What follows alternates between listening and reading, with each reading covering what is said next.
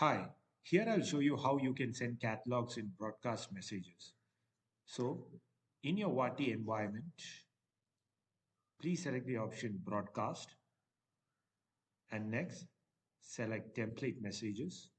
And here, let's start creating a new broadcast template message. So click on new template message, select start from scratch, and let's create a template.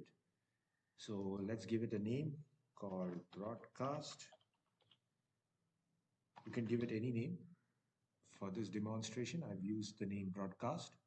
Let's choose a category and let's choose a language. And here in the body, let's enter few text content. So hi, thanks for showing interest in our store. Please click the button below to view our products. And let's say thank you. So this is a template that has been created, and let's now include a button also for our template. And for that, let's use quick reply, and let's put the button text as view products. So now the template looks like this. So once the template is created, let's save and submit. So now the template has been created and it's in pending. So once Facebook approves the template, you could kind of use this template to send to your end customers. So when an end customer receives this particular template, and when he clicks on view products, you can send him a catalog of your choice.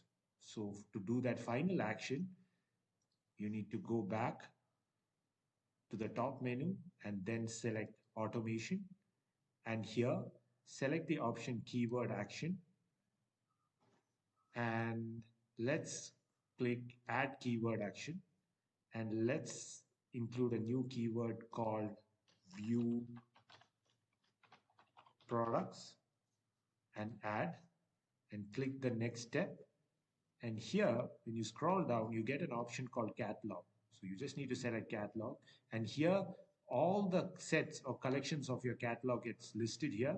You just need to choose which sets you would want to show your customers when the customer selects the option view products. So as of now, we just have one set. So I'm choosing this and I save it. So now what happens is that any customer of yours who gets the template message and he clicks on view products, this particular catalog set collection will get triggered to the customer. Thank you.